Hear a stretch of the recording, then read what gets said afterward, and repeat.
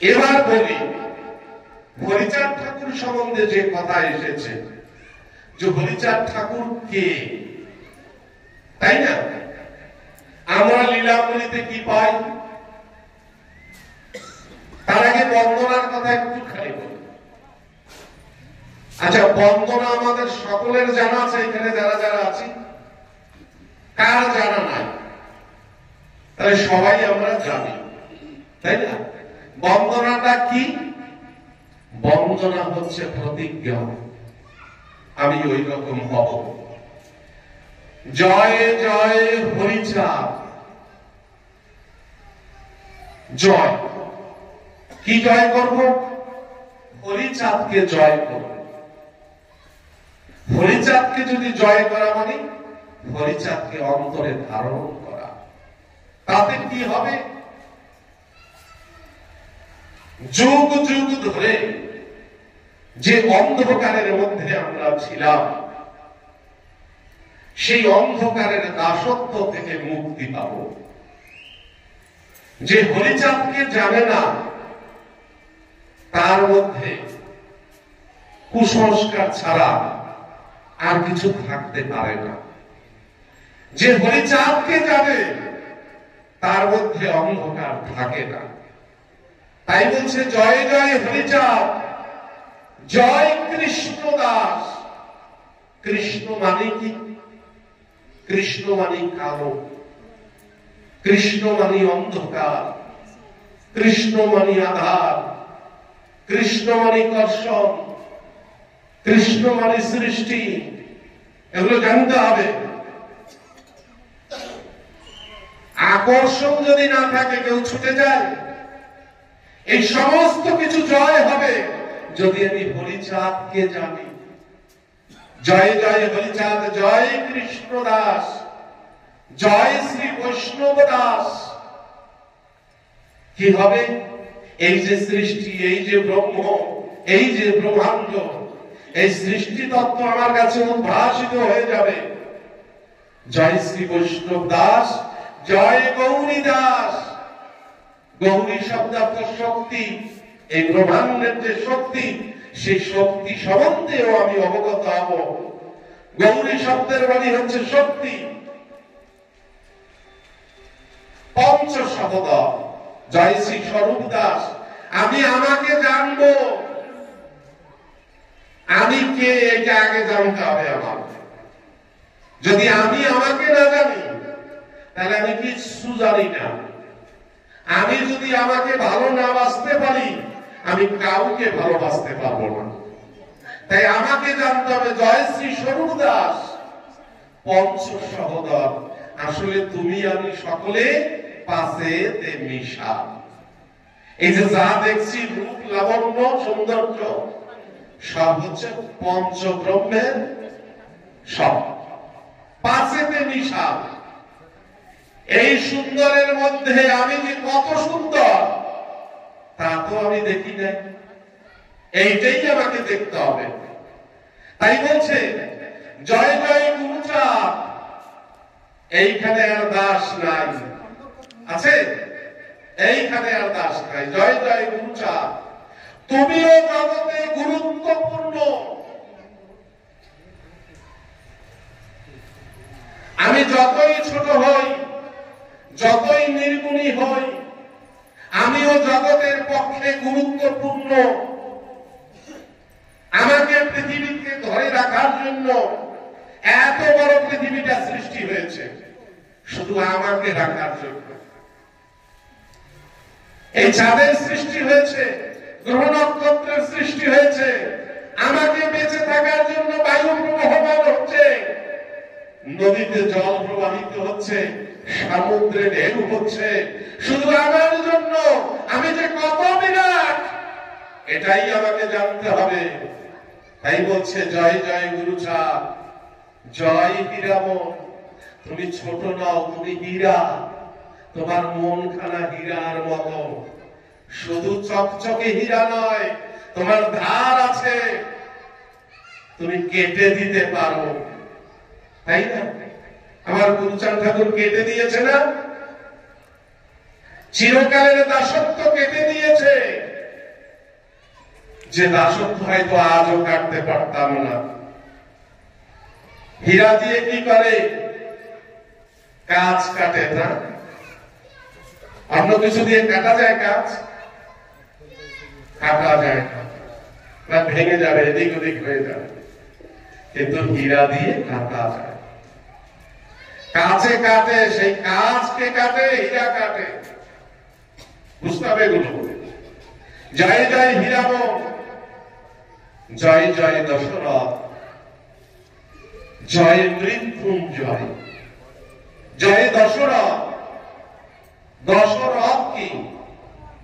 রথ হচ্ছে চালিকা বাহক, যার উপরে ভর করে আমি চলছি।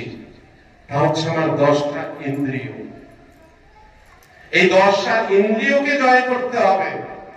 কিভাবে আমাদের এগিয়ে দিচ্ছেন সাধারণ ভজন কোথায়? জয় জয় দশরথ, জয় মৃত্যুঞ্জয়। সেদিন তুমি মৃত্যুঞ্জয়ী হবে। মৃত্যুঞ্জয় হওয়া মানে এই নয় যে আমার এই দেহ নিয়ে চিরকাল আমি এখানে থেকে যাব, এটা নয়। আমার আমিত্ব, আমার সারত্ব যদি আমি জানি, তাহলে মৃত্যুকে আর আমি ভয় করব না। জয় জয় মহানন্দ, প্রেমানন্দময়। এই যে আমার এত কিছু যদি জানি আমি, আমরা জগতের সবাই আনন্দে মাতি না? আনন্দে মাতি। এই আনন্দ ক্ষণস্থায়ী, এই আনন্দ বেশিক্ষণ থাকে না। কিন্তু আমি যদি সঠিকটা জানি, তাহলে আমার ভিতরে প্রেম আসবে। প্রেম, প্রেমটি জগৎকে ভালোবাসতে শিখব। শুধু স্বার্থের জন্য নিজেকে নয়, জগৎকে ভালোবাসবো, অপরকে ভালোবাসা দিতে পারবো। ঠাকুর বলছেন, যত ধর্ম কর্ম বাবু, পর উপকার হচ্ছে সব থেকে বড় ধর্ম। এ তো প্রেম না হলে হওয়া যাবে না। তাই বলছে জয় জয় প্রেমানন্দ মহা, জয় জয় মহানন্দ প্রেমানন্দময়। এই প্রেম আনন্দ সেদিন লাভ হবে। জয় নাটু জয় ব্রজ জয় বিশ্বনাথ, এ কথার মানে জয় নাটু জয় ব্রজ জয় বিশ্বনাথ। এ হচ্ছে ঠাকুরের সহচর। অর্থাৎ যে ঈশ্বরের খোঁজে আমি এত ছুটছি, সেই ঈশ্বরকে খোঁজার যে স্পৃহা বা আকাঙ্ক্ষা, এটা চিরকালের জন্য বন্ধ হয়ে যাবে। আমি আর তাকে খুঁজবো না। দেখছো বন্ধুদের যে দর্শনটা উল্টো, সবাই ঈশ্বরকে খোঁজার জন্য পাগল, আর এরা বলছে আর খুঁজবো না। কেন খুঁজবো? খোঁজার দরকারটা কি আমার? তিনি তো আমার ঘরেই আছে, তাই না? যেই দিন জানকী আরোপের ভাবে ওরাকান্দি হরিচাঁদ সাজায় ফুল সাজে, এক হরি মৃত্যুঞ্জয় নৌকা পরে রয়, আর এক হরি মৃত্যুঞ্জয় ঘরে পূজা পায়, তাই না? দুই হরি। মৃত্যুঞ্জয়ের মা সুভদ্রা কাশীশ্বরীকে ডেকে ডেকে কয়, ও কাশীশ্বরী, তুই বাইরে কেন, ঘরে আয়। কাশীশ্বরী বলছে, পতি তব হরিচাঁদে লই আসতেছে। বলছে, কি বলিস তুই? হরিচাঁদ তো ঘরে আছে। বুঝতে হবে, যখন সে ঘরে থাকে তখন আর বাইরে খোঁজার দরকার আছে? দরকার নাই। এই জন্য বুঝতে হবে হরিচাঁদ বাইরে নেই, ঘরে আছে। তাই তাকে খোঁজার কোনো দরকার নেই। তাকে ভালোবাসবো। আর ভালোবাসতে গেলে নিজের ভালোবাসাটা তৈরি করতে হবে। বাসাটা যদি ভালো না হয়, সে বাসায় সে রবে না। রবে? আর রবে না। তাই আমার অশ্বিনী কর্তা, তিনি সেই ভালোবাসাটা তৈরি করেছিলেন বলেই তার মধ্যে হরিচাঁদ ছিলেন। যে হরিচাঁদকে অশ্বিনী গোসাই হরিচাঁদকে দেখেছেন, দেখেছেন, তার স্মরণে ছিল না। অশ্বিনীর জন্ম কবে? 80 সালে, হরিচাঁদ দেহ সংবরণ করে 84 সালে। 4 বছর বয়সে কি আর মনে থাকে তার কিছু? কিন্তু আমরা অনেকেই ভাবি হরিচাঁদ বুঝি এই অশ্বিনী মনে হয় হরিচাঁদের বাড়ি সব, এরকম মনে হয় না? অশ্বিনী এমন ভাবের গান লিখেছেন মনে হয় তিনি হরিচাঁদকেই দেখেছেন সব। তিনি কিন্তু গুরুচাঁদের আমলের ভক্ত, অথচ তার প্রেম, সেই প্রেমে বাধ্য হয়েছেন হরিচাঁদ তার কাছে সবসময় প্রকট হতে। এই যে এইভাবে, তাহলে আমি সখ্য প্রেমে গেলাম, সখ্য সখা হলাম। এই সখা মানে কেমন সখা? তুমি হরি একা নাও, আমিও হরি, তুমিও হরি, আমিও হরি। তুমি আমাকে হরণ করো, আমি তোমাকে হরণ করি। যদি প্রেম দাতা হওয়া যায় তবে হরিকে হরণ করা যায়, আর নয় তো নয়। জয় নাথ জয় ব্রজ জয় বিশ্বনাথ, নিজ দাস নিজ। এখানে কি বলা হয়েছে যে হরিচাঁদের বা তার ভক্তদের একথা বলা হয় না? বলছেন নিজ দাস, নিজ মানে নিজে, নিজ দাস করি মনে করো আত্মসাৎ। একথা বলা হলো কেন? নিজ মানে আমি, যে এই যে আমি, এই আমিটা ক্ষুদ্র, আর আমার মধ্যে যে আমিটা আছে সেই আমিটা বৃহৎ। তাই আমার আমিটা বলছি নিজ দাস করি মনে করো আত্মসাৎ। মতুয়াদের শেষ চাওয়া শেষ পাওয়া। মতুয়ারা কোথাও কি বলেছে যে মৃত্যুর পরে আমাকে স্বর্গে নিও? বলেছে? আছে? তাহলে নেই। কেন যাব না স্বর্গে? স্বর্গের তো ঠিকানাই আমার জানা নাই, এই জন্য আমার স্বর্গের কোনো আশা নাই। স্বর্গ বলতে শূন্য, যখন শূন্যে থাকে তখন স্বর্গ বলা হয়। এই জন্য গুরুচাঁদ চরিতে ভালো করে এই ব্যাপারটা বলা আছে। তাহলে আমরা লীলামৃতের যে বন্দনা, সেই বন্দনা কেন পাঠ করবো? আমি অমন হব তাই পাঠ করবো প্রতিদিন। এবার শেষ কথা বলি, হরিচাঁদ সে কি? এই কথা কোথায় কিভাবে পাবো? বৃক্ষ তোমার নাম কি, ফলে পরিচয়। ঠাকুর হরিচাঁদের পূর্বে যারা যারা জগতে এসেছে তারা জগতের কল্যাণ করেছে, এতে কোনো প্রকার ভুল নেই। যার যার তার পর পাতে ছাই, সবারে তরাতে জগতে কেহ আসে নাই। রামচন্দ্রের রক্ষা করে যত খাদ্র গণে, বৈশ্যকিল উদ্ধারিল কৃষ্ণ যদুধরে। তাই না? মধুকৈট অসুর বধ করি বিষ্ণু জনার্দন। অশান্ত জগাই মাধাই, তাদের উদ্ধার করল মহাপ্রভু।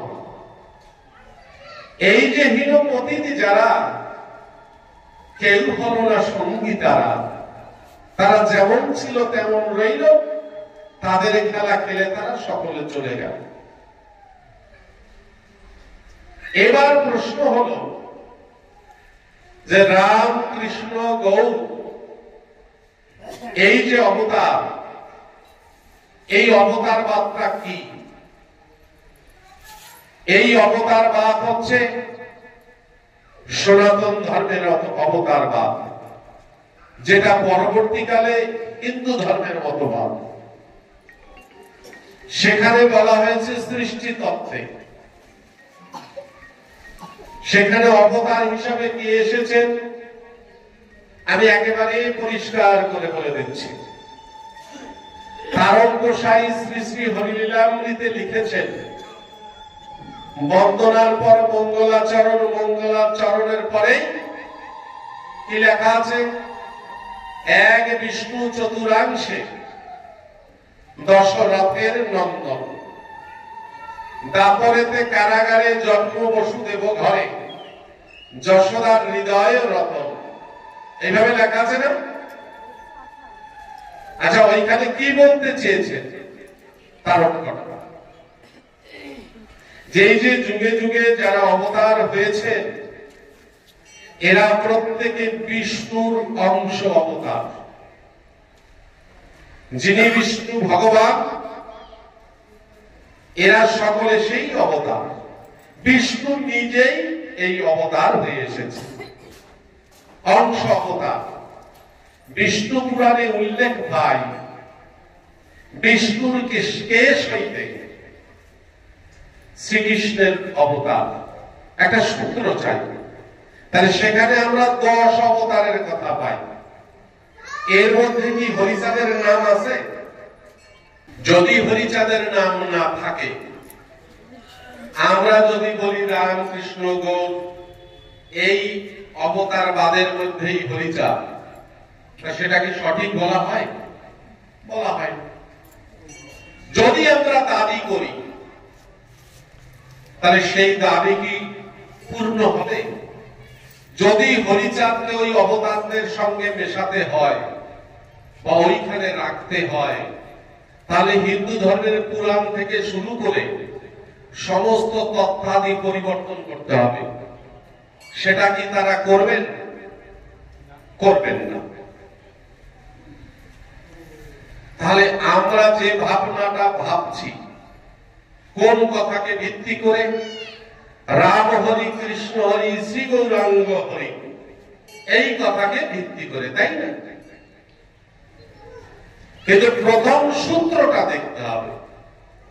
শ্রী শ্রী হরিচাঁদ তার লীলা আলেখ্য, শ্রী শ্রী হরিলীলামৃত মহাগ্রন্থ, এটা মতুয়া ধর্ম দর্শনের আকর গ্রন্থ। এই গ্রন্থ প্রাঞ্জল বাংলা ভাষায় লিখিত। তবুও যেন কেউ ভাবি না যে খুব সহজ বাংলা দিয়ে লিখেছে। এর প্রত্যেকটি পয়ার এক একটা সূত্র তারক গোসাই নিজে বলেছেন, পুরাণাদি যত আছে সব নিরীক্ষণ করে তবে এই ইহা লিখেছি আমি। তাহলে ভাবতে হবে, লীলামৃত পড়তে গেলে সর্বশাস্ত্রের জ্ঞান থাকা চাই, সব শাস্ত্রের সূক্ষ্ম জ্ঞান থাকা চাই, তারপরে লীলামৃত খানা বোঝা যাবে। সেইখানে বলছেন, সকল হরণ করে তারে বলি হরি।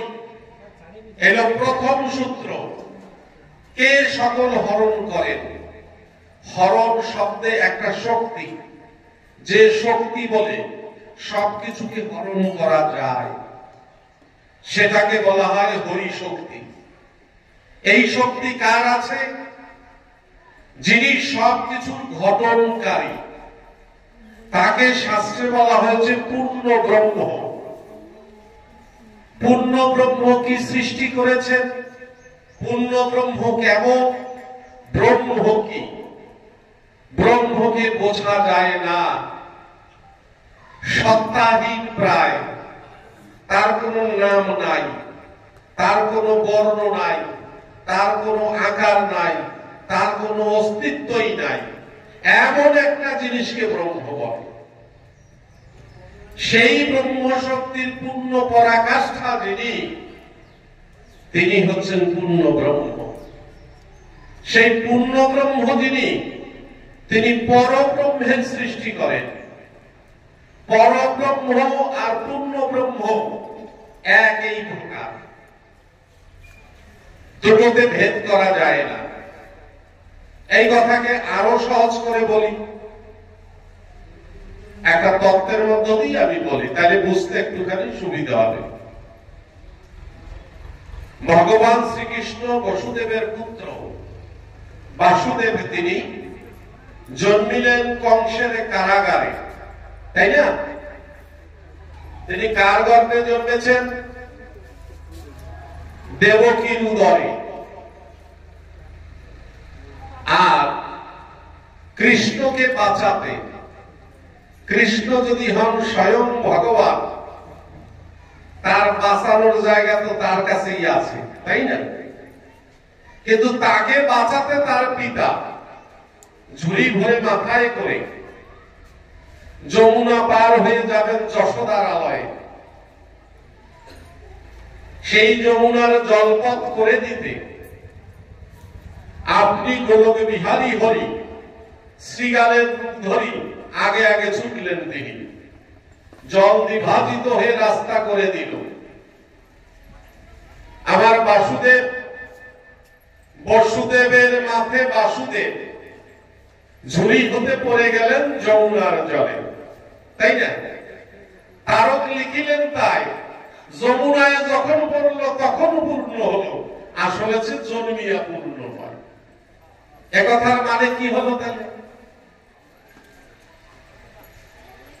এবার আবার কহিল, যবে যশবন্তে এই যশোদার আলয়ে গেল, বসুদেব দেখতে পেল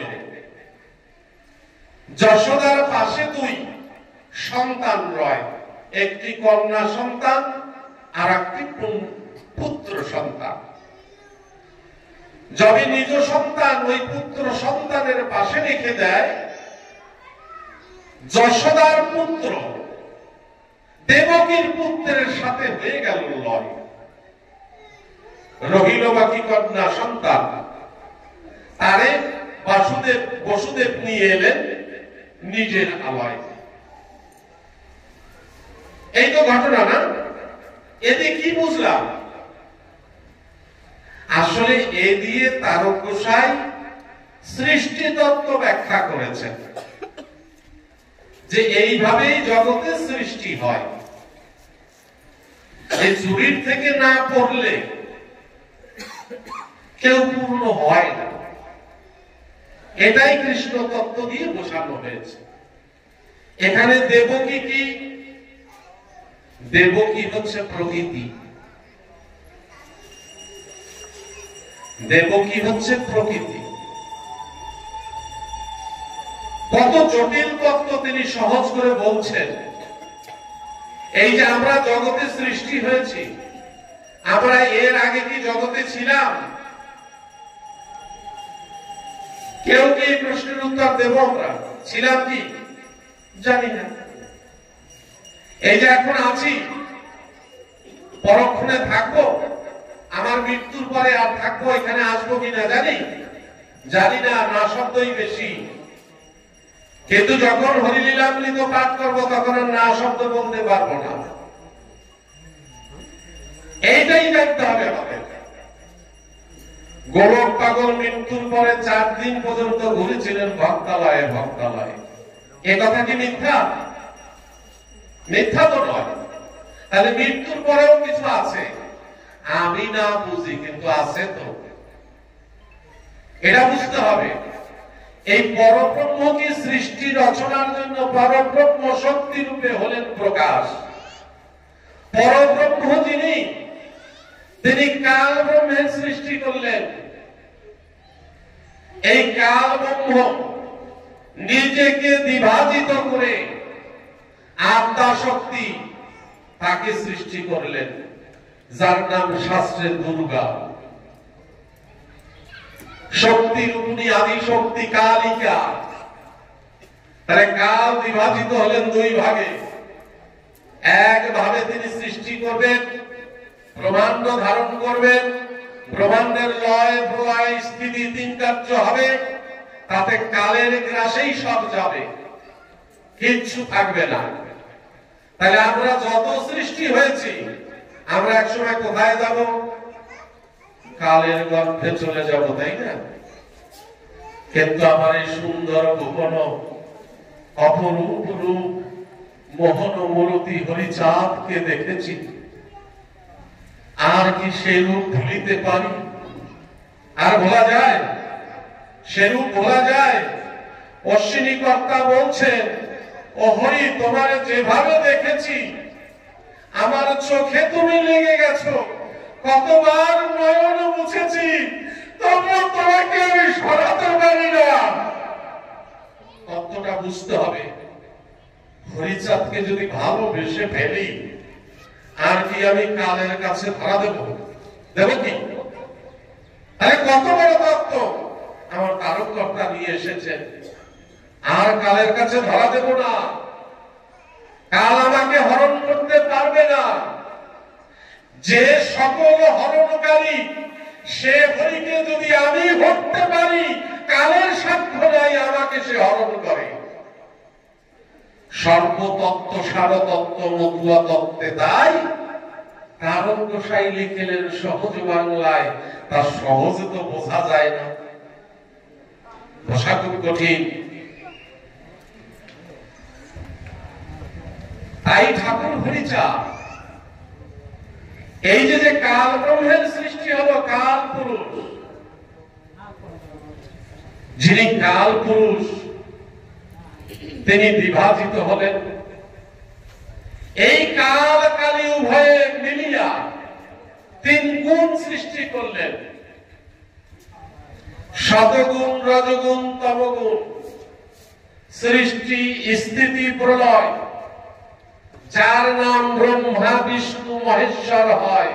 ভালো করে বুঝতে হবে, এই তিন গুণের নাম ব্রহ্মা বিষ্ণু মহেশ্বর। ব্রহ্মা হবেন সৃষ্টিকর্তা, বিষ্ণু হবেন পালনকর্তা, আর শিব মহেশ্বর হবেন ধ্বংসকর্তা। যেই জন বিষ্ণুকর্তা পালন নিমিত্ত, তিনি নিজে এই পালন করার জন্য যুগে যুগে অংশরূপে তিনি অবতার হবেন এই ধরাধামে। তাই শাস্ত্রে লিখলেন, এক বিষ্ণু চতুরাংশে দশ রথের নন্দন। বোঝা গেল এইবার? তাহলে এইখানে হরিচাঁদের কোন ফ্যাক্টর নেই, আছে? এই লীলার মধ্যে আর হরিচাঁদের কোন ফ্যাক্টর নেই। এই জন্য ভগবান শ্রীকৃষ্ণ গীতা তত্ত্বের মধ্য দিয়ে সেখানে কাল প্রকট হয়ে কৃষ্ণ মুখে নিশ্চিত করে কৃষ্ণ অর্জুনকে বলছেন, অর্জুন তুমি আর আমি বহুবার এসেছি, তোমার মনে নাই আমার মনে আছে। তাহলে তারা বহুবার এসেছে, বহুবার তাদের আসা যাওয়া হয়েছে। এইভাবে আমরাও বহুবার আসা যাওয়া করতেছি। ওই অর্জুনের মতো আমরাও জানি না, এইবার জানার সময় এসেছে।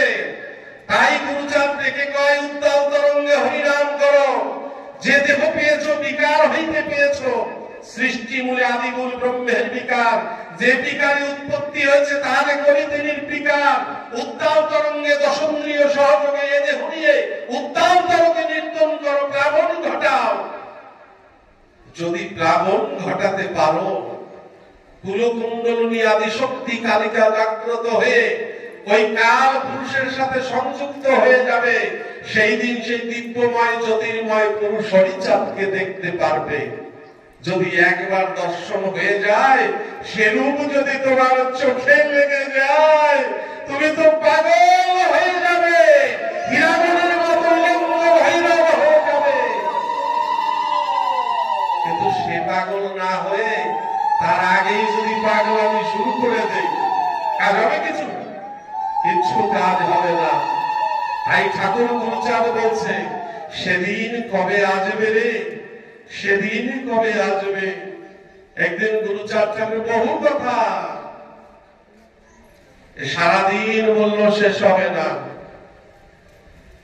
বহু দুঃখ নিয়ে যেদিন এই প্রেমের বাজার ভেঙে যায়, অশ্বিনী ঘোষের গান আছে না, এমন প্রেমের বাজার ভেঙে গেল কারাশায়ে বসে রবি। কেন বলছিল? সেই প্রেমের বাজার মেলাতে হবে, আর সেই দায়িত্বই ভক্তদের উপরে। কিন্তু দেশ নিয়ে, হিংসা নিয়ে, অহংকার নিয়ে আমি গোসাই হয়েছি, এই অহংকার যদি থাকে তাহলে কাজ হবে না কিছু। সকলকে মিলেমিশে একাকার হয়ে যেত। সাধারণ ভক্তদের কাজ কি? তারা প্রত্যেকে ধর্মের প্রচারক, গৃহ মাঝে। আর যে এই বড় একটা গৃহে ধর্ম প্রচার করে, তার পাশে দাঁড়ানো, তাই না? সে হতে পারে ধনহীন। একজন গোসাই সে অর্থের পিছনে দৌড়ায় না, দৌড়ায় কেন দৌড়ায় না? আমার তো আরো ভাইয়েরা আছে, তারা টাকা পয়সা ইনকাম করুক। এ জাতির অর্থবতে আছে প্রয়োজন, রাজশক্তি চাই, রাজা হওয়া চাই, চাকরি চাই, ধন চাই, সবকিছু চাই আমাদের, এই কিছু লাগে না, সর্বকাঙ্গাল করে দাও গড়ায়, এসব গান কিন্তু মতো আর আসলে চলবে না। এ জগতে আছি, সবকিছু লাগবে, সে চেষ্টা করতে হবে। কাঙ্গাল হব কোথায়? কাঙ্গাল হব হরিচাঁদের চরণে গিয়ে। আমার সম্পদ কিছু নাই, সবকিছু তোমার। তাই আশায় বসে থাকতে হবে। আগামী দিন যে বাড়িতে আপনাদের নিমন্ত্রণ করেছে, দয়া করে যদি আপনারা সেখানে উপস্থিত হন, আমারও সৌভাগ্য হবে। আমার